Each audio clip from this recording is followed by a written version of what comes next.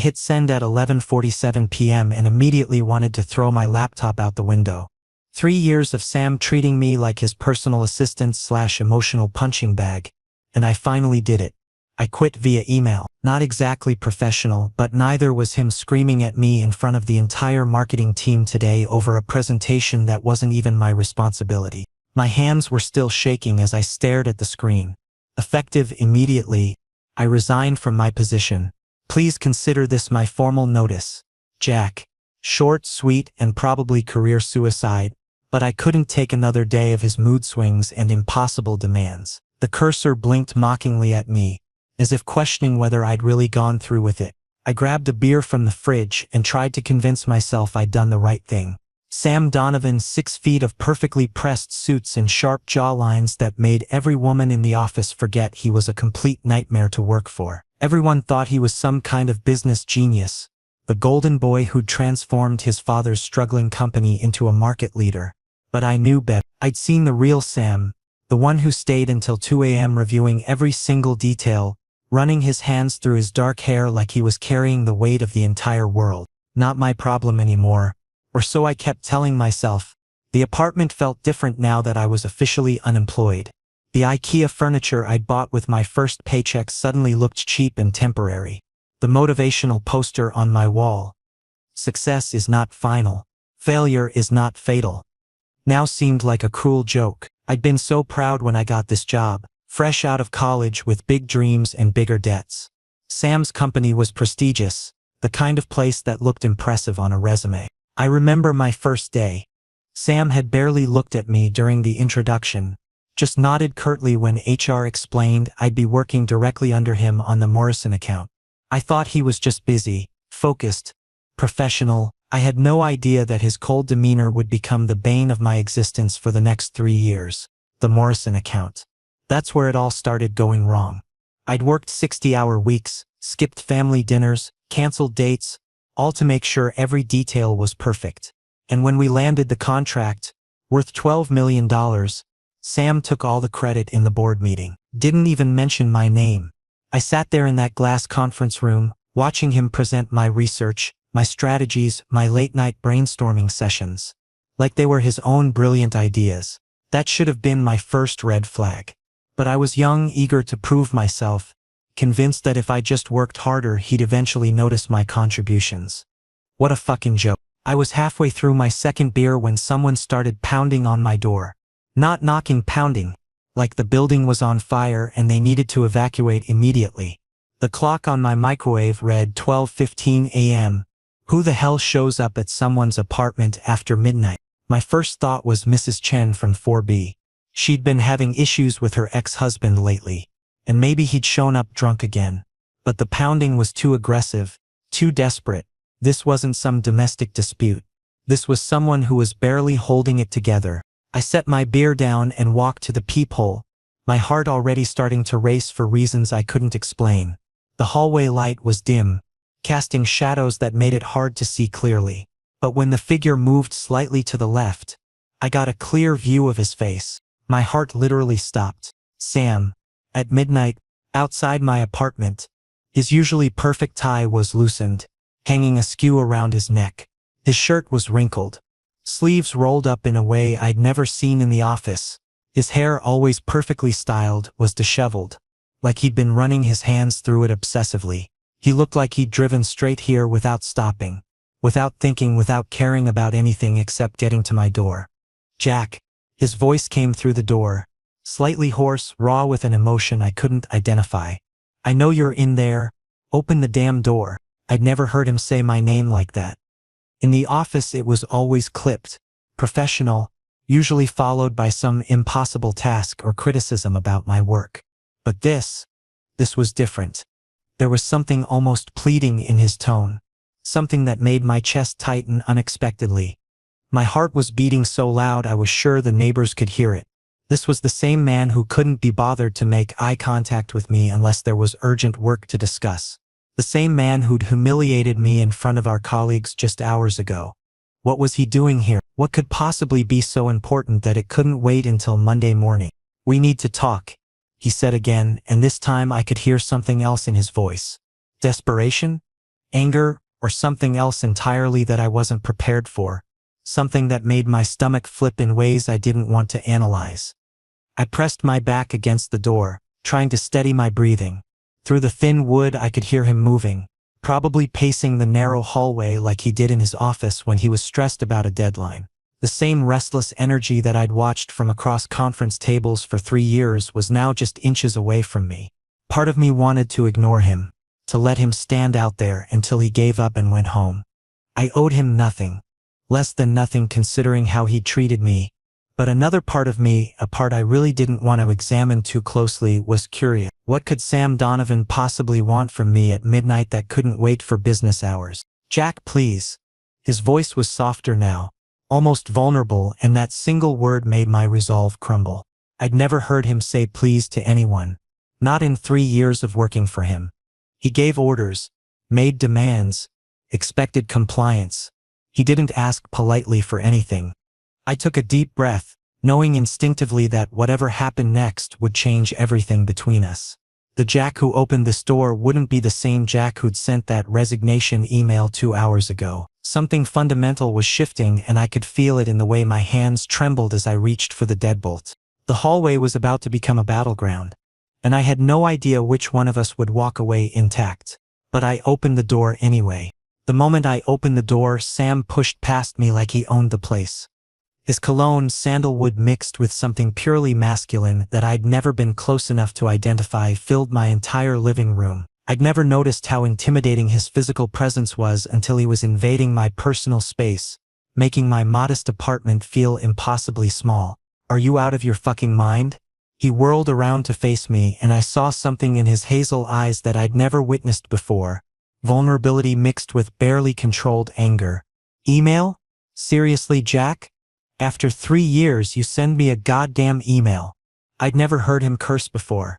Sam was always controlled, polished, the epitome of corporate professionalism. This rawness was completely foreign territory, and it was throwing me off balance in ways I couldn't process. "It was professional," I managed to say, though my voice was shaking because he was standing way too close enough that I could see the 5 o'clock shadow he usually kept meticulously groomed. And it saved us both from wasting time on explanations. He laughed, but there was no humor in it, just a bitter sound that made my chest tighten. "Professional? Jack, do you know what I was doing when your email came through?" I was finishing the Johnson contract at 11:30 p.m. That massive project that only you can handle properly, because you're the only one who actually understands their technical requirements and their company culture. Someone else can take over. No one else can do what you do. His voice rose, echoing off my apartment walls, and then he suddenly stopped, as if realizing he was losing control. He ran his hand through his hair, that gesture I'd watched from across conference rooms 1,000 times when he was stressed about quarterly reports or difficult clients. "Jack, you don't understand what you're doing to me." The silence that followed was heavy, filled only with the sound of my wall clock ticking and both of us breathing harder than we should have been. I studied his face, trying to figure out what exactly was happening here. Sam Donovan, who never crossed personal boundaries, who treated every interaction like a business transaction, was standing in my apartment at midnight looking completely broken. His perfectly ironed shirt was wrinkled from what looked like hours of anxious movement. His tie, usually knotted with mathematical precision, hung loose around his neck. Even his shoes, Italian leather that probably cost more than my monthly rent, were scuffed, like he'd run to his car without caring about anything except getting here. "What don't I understand?" I asked carefully, because something in his demeanor was making me feel like I was standing on the edge of a cliff. He moved closer, dangerously close enough that I could feel the heat radiating from his body. Close enough to hear the slight irregularity in his breathing. "That I can't function without you. That I can't even breathe properly in that office when you're not there." The words came out cracked, vulnerable, and he immediately followed them by reaching for my wrist, gripping it gently but firmly. I realized my hands were shaking again, and his touch somehow made it worse and better at the same time. "Sam, are you drunk?" I whispered. "'Cause this couldn't be real. This couldn't be the same man who'd barely acknowledged my existence for 3 years. "Stone cold sober," he replied, his voice dropping to something barely above a whisper. And maybe for the first time in 3 years, I'm thinking clearly about what I actually want. The heating in my apartment was working perfectly, but suddenly the temperature felt suffocating. His fingers were still wrapped around my wrist and I could feel his pulse through his thumb, fast and irregular, matching my own racing heart. 3 years, Jack. His voice was getting softer, more intimate, and I found myself leaning in despite every rational thought telling me to step back. 3 years I've been watching you, working alongside you, watching your brilliant mind solve problems that stumped everyone else in the company. And I never what? I prompted, though my own voice was barely audible. He looked directly into my eyes, and the intensity there made my knees actually weak. Never told you what you mean to me. Personally, the words hit my system like an earthquake. I wanted to say something smart, something defensive, something that would protect me from whatever this was becoming. But I had literally no words, just his hand on my wrist, my heart beating dangerously fast, and the dawning realization that everything I thought I knew about my boss was completely wrong. Sam, you're confused. It's the stress or company pressure or… I'm not confused, he interrupted, stepping even closer.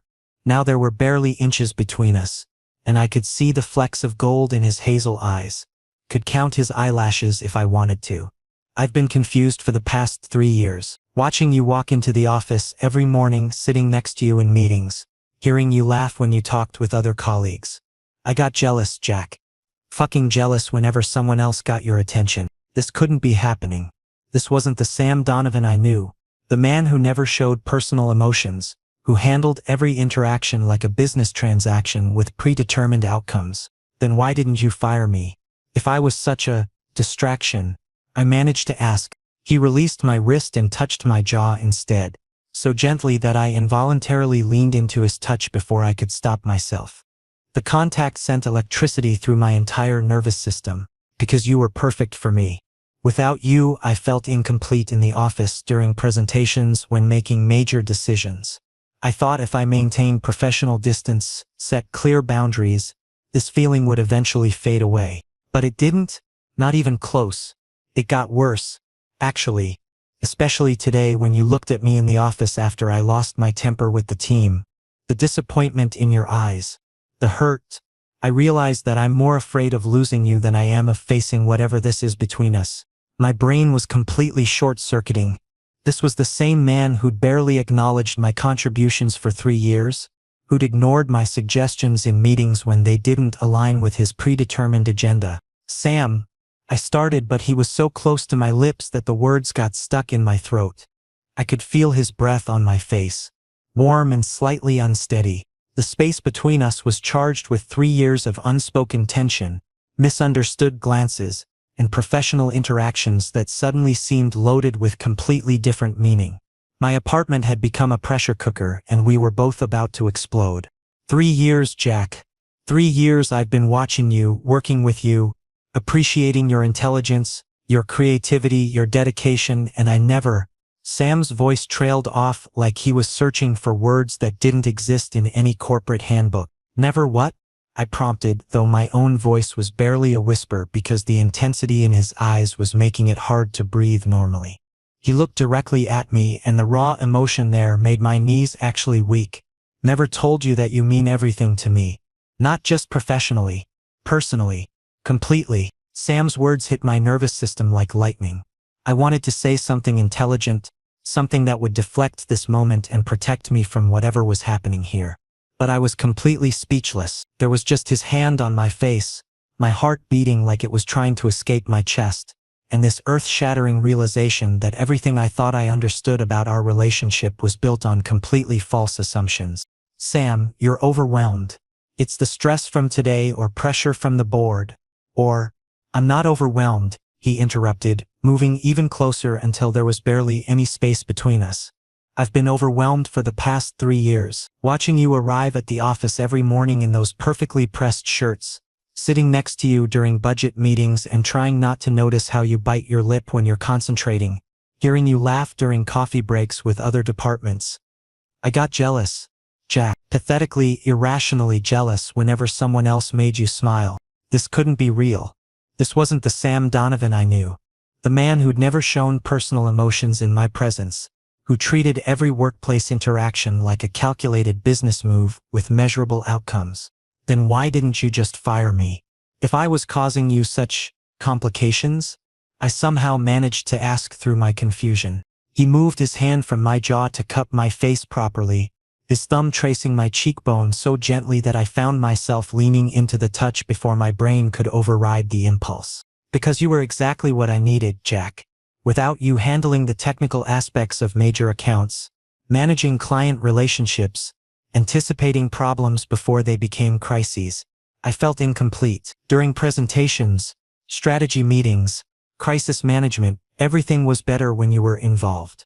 I thought if I maintained strict professional boundaries, kept our interactions purely business-focused, these feelings would eventually disappear. But they didn't disappear. They got stronger, much stronger, especially today when you looked at me after I lost control in front of the team. The disappointment in your eyes, the hurt, the way you just shut down. I realized I'm more terrified of losing you than I am of confronting whatever this connection is between us. My brain was trying to process information that contradicted 3 years of evidence. This was the same man who'd taken credit for my work on the Morrison account, who'd dismissed my suggestions during quarterly reviews, who'd made me feel invisible and undervalued for years. Sam, I started to say, but he was positioned so close to my mouth that words became impossible. I could feel his breath against my lips, could see the slight tremor in his hands as he held my face. I know this is complicated as hell, Sam continued, his voice dropping to something intimate and desperate. I know I'm your boss, that there are company policies and power dynamics and ethical considerations.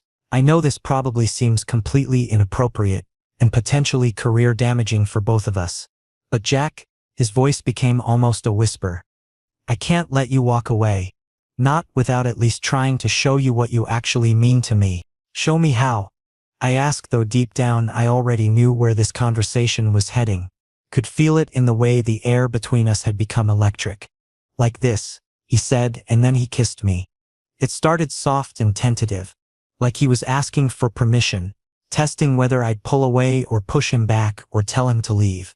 But when I responded because I literally couldn't help myself after 3 years of buried attraction, it became deeper, more urgent, more desperate. His mouth was warm and tasted faintly of coffee and something that was purely Sam. His hands moved to my waist, pulling me closer against him, and I realized I was gripping his shirt like it was the only thing keeping me upright. When we finally broke apart, we were both breathing heavily, foreheads touching, neither of us willing to move away and break the spell. Fuck, I whispered, my voice shaky. Sam, what have you just done? Something I've wanted to do for 3 years, he replied, his voice rough with emotion. Every morning when you walked into staff meetings, every time you presented solutions that saved us thousands of dollars, every time you stayed late to perfect a proposal that made me look good to the board. Wait, I said, suddenly processing something he'd mentioned earlier. You deliberately didn't give me credit for my work? Sam looked guilty, his hands still resting on my waist. I was protective of you, but also selfish. I didn't want upper management to notice your talents too much and decide to transfer you to a different department or promote you to a position where you wouldn't be working directly with me anymore. I know how wrong that was, Sam. This was too much information to absorb while he was still touching me, while I could still taste him on my lips. This changes everything between us. I hope it does, he said, bringing both hands up to frame my face again. Because I don't want to go back to pretending you're just another employee, Jack.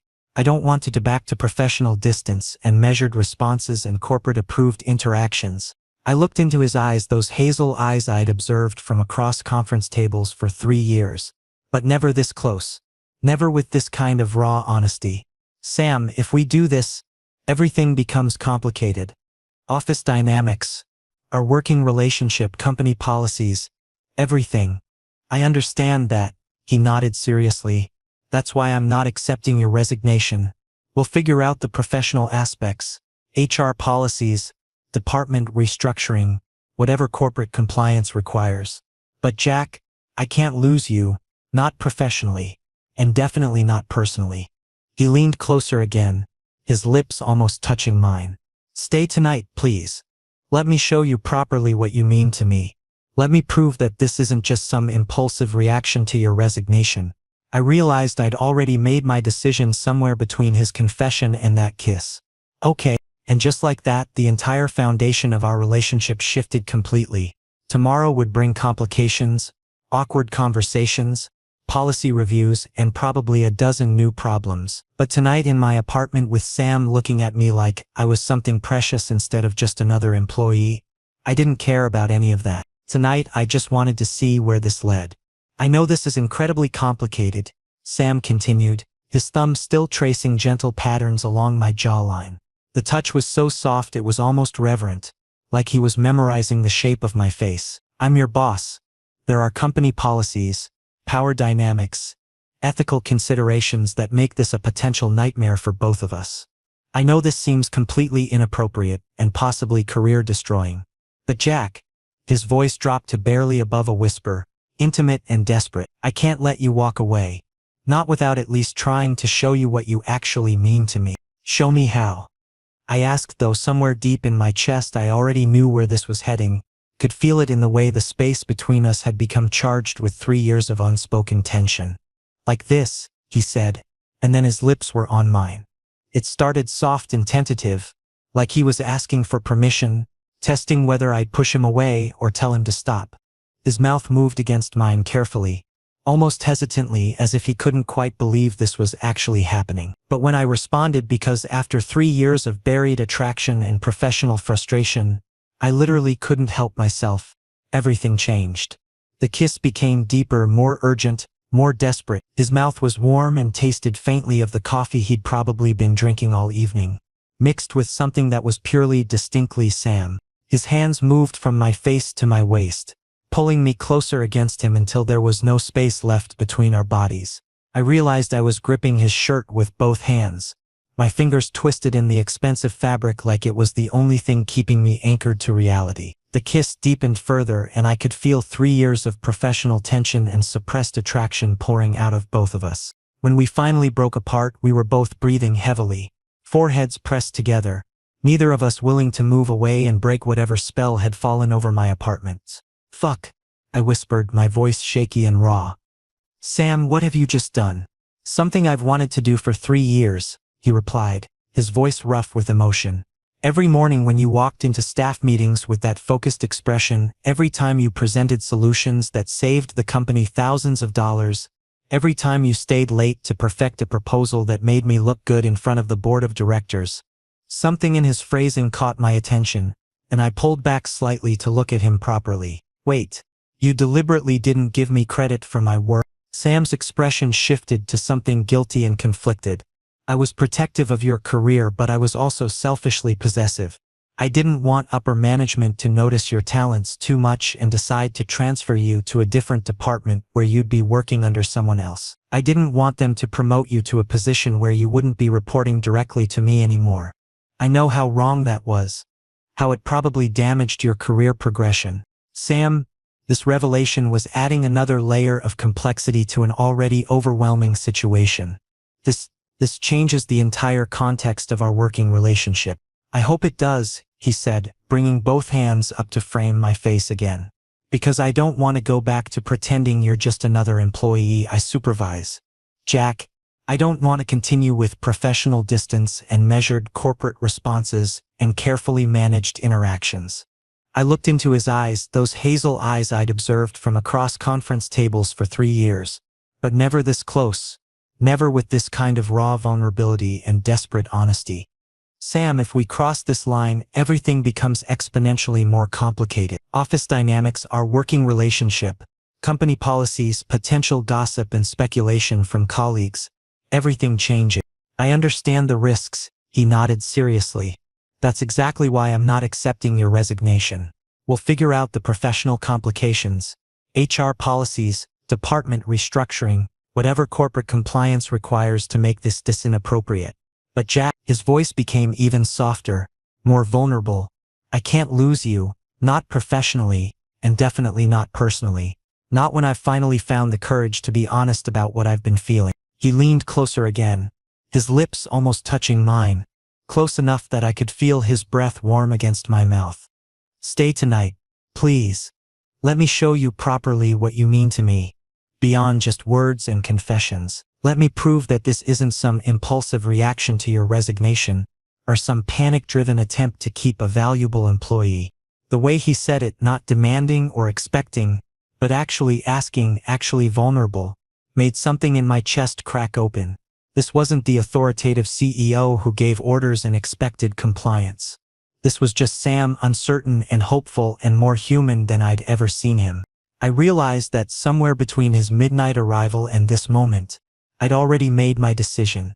Maybe I'd made it 3 years ago when I first started working for him and felt that initial spark of attraction that I'd immediately buried under professional obligations. Maybe I'd made it during all those late nights when we'd worked together on projects and I'd caught glimpses of the real person beneath the corporate facade. Okay, I said simply.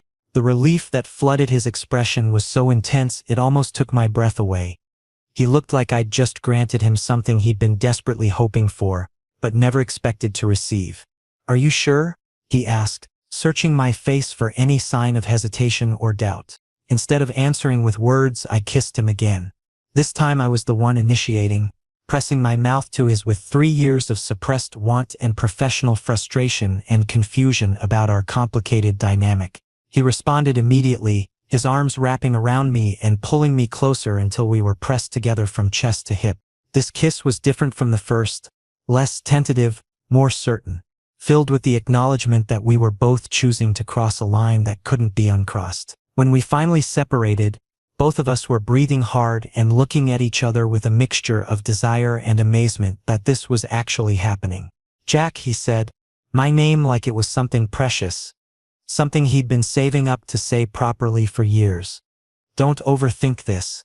I told him, though my own mind was racing with implications and complications and the dawning realization that my entire life was about to change in ways I couldn't predict. Too late for that, he replied with a small smile. The first genuinely relaxed expression I'd seen on his face since he'd arrived at my door. I've been overthinking everything about you for 3 years. And just like that, the entire foundation of our relationship shifted completely and irrevocably. Tomorrow would bring awkward conversations, policy reviews, complicated logistics, and probably a dozen new problems neither of us had anticipated. But tonight, in my apartment with Sam looking at me like I was something infinitely precious instead of just another employee under his supervision, I didn't care about any of that. Tonight, I just wanted to see where this path would lead us. Consequences be damned. The distance between my living room and my bedroom had never seemed so significant, and so utterly irrelevant all at the same time. I woke up the next morning, wrapped in Sam's arms, and for a disorienting moment, I thought the entire previous night had been some elaborate stress-induced dream. Then reality crashed back. We'd spent hours talking, kissing, and carefully exploring this new dynamic between us. Not just physical exploration, though there had been plenty of that, but emotional territory neither of us had ever navigated before. Sam had told me stories about his college years, the crushing family pressure to take over the business after his father's stroke, and how isolating his position as CEO had become over the years. Good morning, his voice came muffled against my hair, rough with sleep and something tender I'd never heard from him before. Morning, I replied, suddenly feeling unexpectedly shy. Everything felt different in daylight, more real, more complicated, more permanent somehow. The professional barriers we'd demolished last night seemed even more significant now that the sun was streaming through my bedroom windows. Any regrets? He asked softly, and I could hear the vulnerability beneath the casual tone, the fear that I might have second thoughts now that we'd had time to process what had happened between us. About last night? Absolutely none. About what happens next? Completely terrified, I admitted honestly. Sam tightened his arms around me, pressing a gentle kiss to the top of my head. We'll figure it out step by step.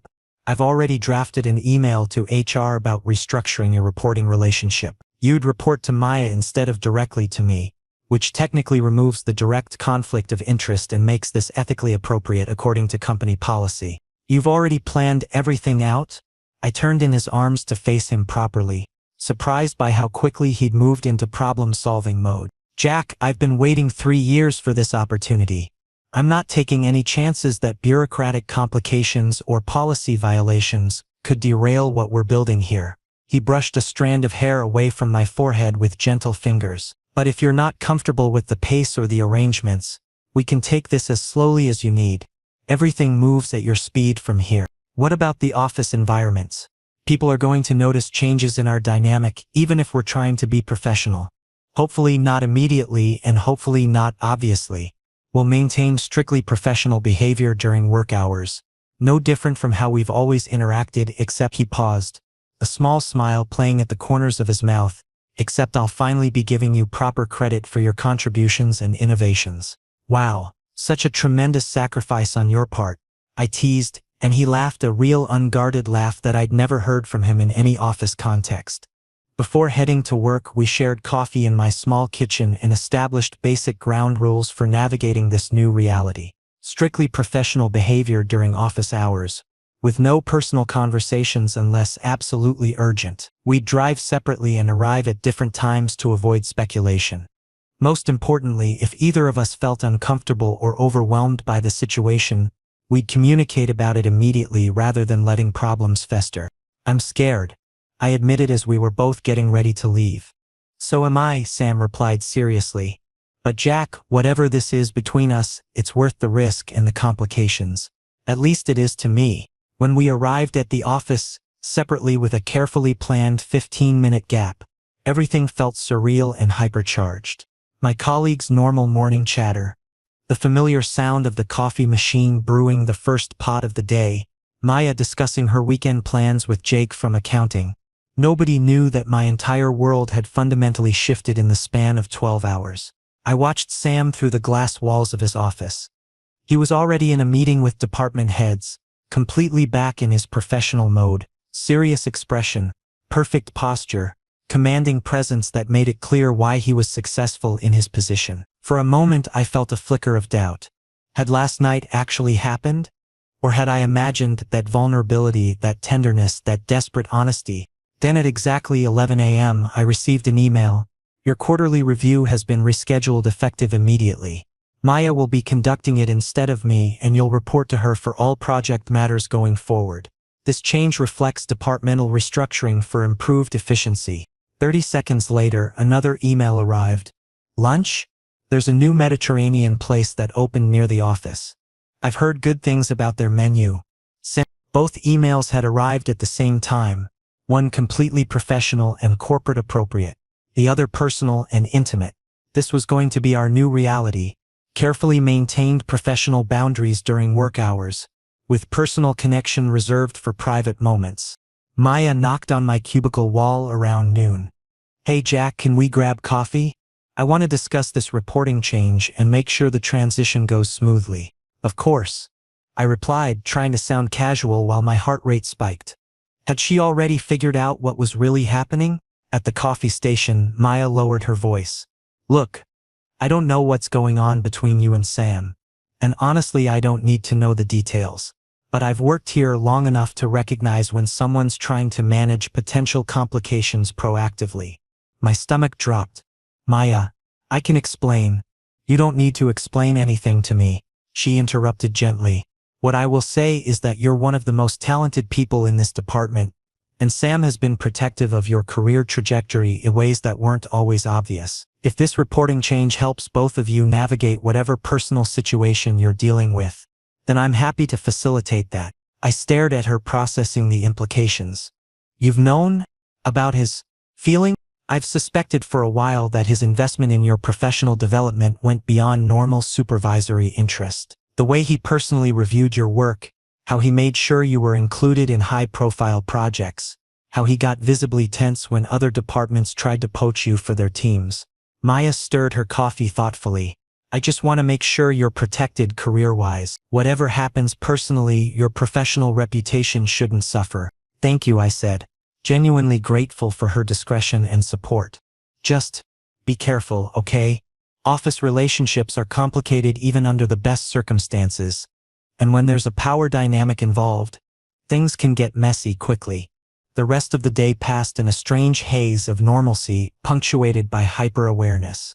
Every time Sam passed my desk, every accidental eye contact during meetings, Every moment when our professional masks slipped slightly, it all felt charged with new significance. At 6 p.m. as I was packing up my things, my phone buzzed with a text, "My place or yours? I'll cook dinner." I looked around the nearly empty office, then typed back, "Yours. I want to see where the mysterious Sam Donovan actually lives." His response came immediately, "Fair warning, it's exactly as obsessively organized as you'd expect." As I gathered my belongings and headed for the elevator, I caught sight of Sam through his office window. He was finishing up a phone call, but when he saw me leaving, he gave me the smallest smile, barely noticeable to anyone else, but unmistakably warm and personal. This was our new normal: professional distance during the day, personal connection in the evenings, and the constant navigation of boundaries that felt both necessary and artificial. 2 weeks later, we'd successfully developed a rhythm that was technically appropriate and personally fulfilling in equal measure. Our office interactions were meticulously professional. Meetings, project discussions, presentations with no obvious changes that would raise eyebrows or generate gossip. Maya had been initially surprised by the sudden reporting structure change, but Sam had convinced her it was purely for better departmental distribution of responsibilities and improved workflow efficiency. Our evenings, however, were spent either at my apartment or Sam's house, and I discovered that he was genuinely a completely different person in private settings. He could cook not just basic survival meals, but actually impressive dishes with complex flavors and careful presentation. He told terrible dad jokes that made me groan and laugh.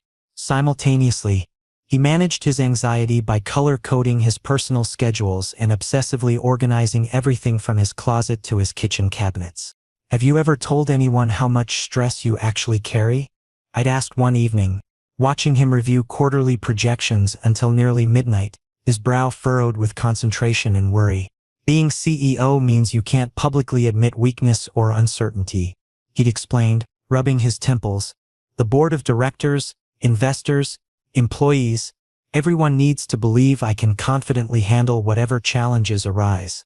But with you I can actually breathe properly. Jack, I can let my guard down completely." Today in the office, I'd noticed that Sam seemed generally less tense during meetings.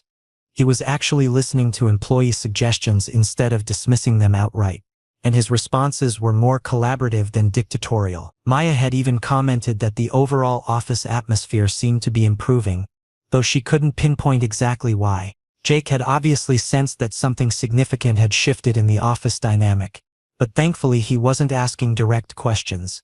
Instead, he'd moved into protective friend mode, which was both touching and slightly amusing. "Jack, I don't know what's been happening lately, but you seem different. Happier, more relaxed." And strangely enough, Sam's been less of a demanding perfectionist, Jake had observed during our lunch break. "Whatever changes you've made in your life, they're clearly working well for you." This evening I was at Sam's house for the first time, sprawled comfortably on his couch while a Netflix documentary about marine ecosystems played in the background. His arm was wrapped around my shoulders, and he was absent-mindedly running his fingers through my hair, a gesture that was becoming wonderfully familiar. "Jack?" His voice interrupted my drowsy contentment. "I've been consulting with the legal team about company policies, employee relationships, and full disclosure requirements for executive staff." I immediately became more alert, turning to look at him directly. "And what did they tell you?" "Technically, since you no longer report directly to me, we're not violating any conflict of interest policies. However, if this develops into a serious long-term relationship, we'll need to officially declare it to the board of directors for complete transparency." "What if I'm not ready for that level of public scrutiny and official documentation?" I asked carefully. Sam tilted my chin up so I was looking directly into his eyes. "Then we take this day by day, with no pressure for formal declarations or public announcements. We focus on figuring out our personal dynamic first, and we worry about corporate politics and board approval later. And if the board disapproves when we eventually tell them, then I'll resign from my CEO position," he said simply, as if he was discussing something as mundane as changing his lunch order. "Jack, I've come to understand what success actually means to me now. Professional achievements, profit margins, board approval, all of that becomes meaningless if you're not part of my life." I was genuinely shocked by his casual tone. Sam, you'd leave the company you've built? You'd give up everything you've worked for? I inherited this company from my father after his stroke, Jack. It was never really my choice or my passion. It was family obligation and expectation. But you're something I chose for myself. You're the first decision I've made based purely on what I want, not what's expected of me. The weight of his words settled over me like a warm blanket. For 3 years I'd assumed I was just another employee in his vast corporate machine. Now I was learning that I'd been far more significant to him than I'd ever imagined. That's a lot of pressure to put on someone, I said quietly. I'm not asking you to be responsible for my happiness or my career decisions. He clarified quickly, I'm just telling you that having you in my life, personally, not just professionally, has shown me what I actually value. And it's not quarterly profit reports or board meetings or corporate recognition. I studied his face in the soft lamplight. He looked more relaxed than I'd ever seen him, even accounting for our new physical intimacy. The constant tension he carried in his shoulders seemed to have eased, and there was something peaceful in his expression that had been completely absent during our 3 years of purely professional interaction. What happens if this doesn't work out? I asked, voicing the fear that had been lurking in the back of my mind. What if we try this and discover we're incompatible outside of work? What if the personal relationship complicates our professional effectiveness? Then we'll deal with those complications if and when they arise, he replied. But Jack, I've spent 3 years working closely with you, observing how you think and problem solve and interact with challenges. I've seen you under pressure, when you're frustrated, when you're excited about a breakthrough. I'm not going into this blindly. He shifted positions slightly so he could face me more directly. I know you're methodical and thoughtful about major decisions. I know you're fiercely loyal to people you care about. I know you have a terrible habit of working through lunch when you're focused on a project. I know you prefer direct communication over passive-aggressive hints. I know you're funnier than you let most people see, and you're more confident than you realize. You've been paying very close attention, I observed. I've been halfway in love with you for 3 years, Jack. Of course I've been paying attention to everything about you. The casual way he said it, halfway in love, made my breath catch. We hadn't talked about love yet, hadn't defined what we were building beyond acknowledging the mutual attraction and emotional connection. Halfway? I asked softly. Well, now that we're actually doing this, now that I can kiss you and hold you and have real conversations about personal things, I'm rapidly moving toward completely in love, he admitted with a smile that was both vulnerable and confident. I leaned forward and kissed him, soft and slow, tasting the wine we'd shared with dinner and something that was purely Sam. When we separated, I rested my forehead against his. This is going to be complicated, I murmured. Probably, he agreed, but the best things usually are. As I settled back against his side, listening to his steady heartbeat and the distant sound of ocean waves from the documentary, I realized that for the first time in 3 years, I felt completely content with where I was and optimistic about where we were heading. Tomorrow would bring new challenges, careful navigation of office politics, and continued adjustment to our new dynamic. But tonight, wrapped in Sam's arms in his perfectly organized living room, everything felt exactly as it should be. Our complicated beginning was evolving into something that felt surprisingly natural and right.